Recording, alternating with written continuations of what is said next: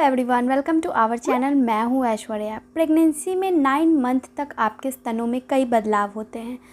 कई बार ये बदलाव होने बहुत ज़रूरी होते हैं। ये बताते हैं कि आपकी प्रेगनेंसी जो है वो अच्छी चल रही है, इसलिए ये बदलाव आपके लिए सही होता है। तो इसलिए इन बदलावों को आप गौर से समझें, नोटिस करें कि हाँ, आप में ये चेंजेस हो रहे हैं या नहीं। क्या आपके स्तनों में प्रेगनेंसी के दौरान पूरे 9 मंथ तक हर एक मंथ जो है आपके स्तनों में कुछ ना कुछ बदलाव होगा ही।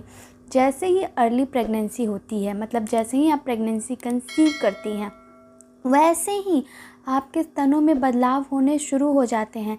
जैसे कि सबसे पहले अगर हम बात करें तो फर्स्ट 3 मंथ में आपके स्तनों में सोरनेस, टेंडरनेस के आपको फील होता होगा, यानी कि उसे हम कहते हैं अर्ली प्रेगनेंसी के सिम्टम्स।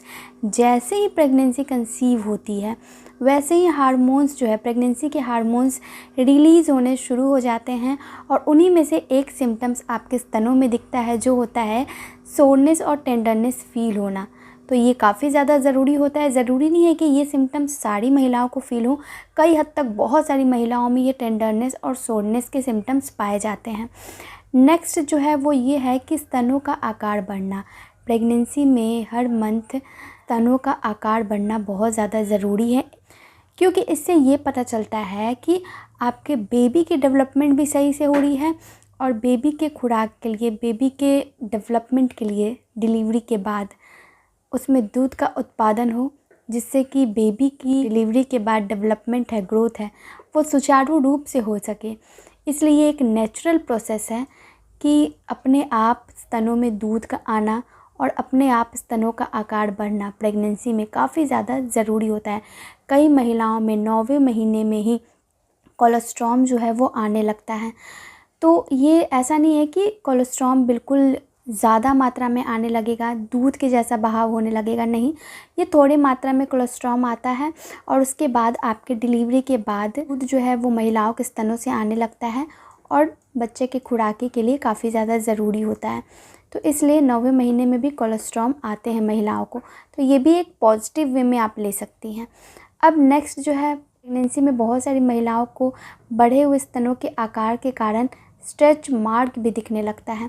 तो ये भी एक पॉजिटिव वे में आप ले सकती हैं कि क्योंकि आकार बढ़ता है, स्किन जो है वो स्ट्रेच होने लगता है, बढ़ने लगता है, इसलिए आपको स्ट्रेच मार्क दिख सकता है।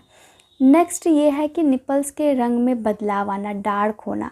कई हार्मोन्स, मैंने बोला कि जो प्रेगनेंसी के हार्मोन्स हैं वो बढ़ने लगते हैं, उसी वजह से डार्कनेस भी होती है, कालापन नज़र आता है, निपल्स के भी साइज़ में इंक्रीज़ होता है। तो ये एक नॉर्मल सी बात है कि प्रेगनेंसी में आपको स्तनों के, निपल्स के आकार में बदलाव आएगा, वो थोड़ा डार्क दिखेगा, कालापन उसमें होगा। कई महिलाओं के तो अपने आप जिस कलर में थे वैसे ही रहते हैं, लेकिन कई महिलाओं के निपल्स के कलर चेंज होते हैं, ब्लैकिश होते हैं। कई महिलाओं में रक्त प्रवाह के कारण, ब्लड सर्कुलेशन के कारण स्तनों में नस जो है वो दिखने लगता है, नस विजिबल हो जाते हैं। तो इसलिए ये डिलीवरी के बाद अपने आप जो है वो ठीक हो जाते हैं, टेंशन लेने की बात नहीं है। कड़क होना, टाइटनिंग होना प्रेगनेंसी के दौरान स्तनों का, ये भी एक नॉर्मल सी बात है। स्तनों में लाइट पेन होना, इचिंग होना, क्योंकि स्किन जो है खिंच रहा है, बढ़ रहा है, इसके कारण इचिंग फील हो सकती है। तो ये सारे प्रॉब्लम्स आपको या सिम्टम्स प्रेगनेंसी में देखने को मिलेंगे और ये एक नॉर्मल सी बात है। अब क्या, जैसे कि आपको दर्द होना ब्रेस्ट में बहुत ज़्यादा, ये बिल्कुल गलत बात है।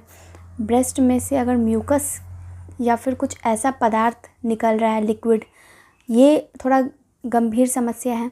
इसके लिए आपको डॉक्टर से संपर्क करना चाहिए। और अगर इचिंग नॉर्मल सी है तो आप उसको मॉइस्चराइज कर रखें।